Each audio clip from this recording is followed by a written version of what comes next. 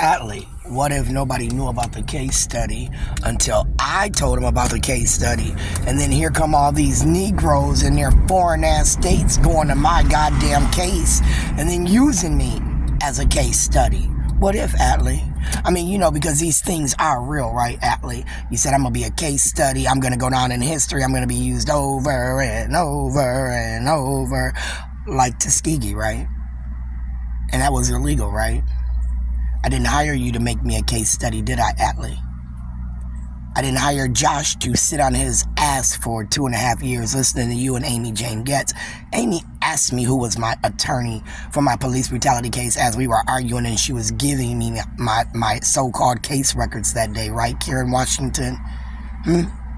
Did she call Joshua R. Williams after that and infringe upon my rights as I claim that bitch did? Because remember now, bar licensure in the state of Minnesota, that's the first person I went after was Amy Jane Getz.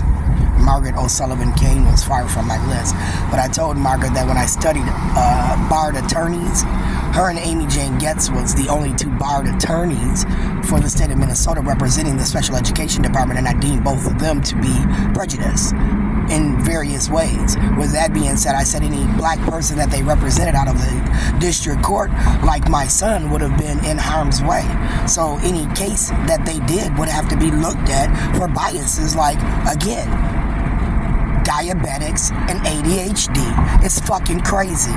Fucking crazy. Diabetes has an actual blood-borne disease that you can see the sugar has dropped, right? Now, how can you see ADHD? How can you see the blood levels have dropped? I mean, what it is it's a child who's all around hyper, right? Right? Is that parenting sometimes? Because they don't know how to parent their child.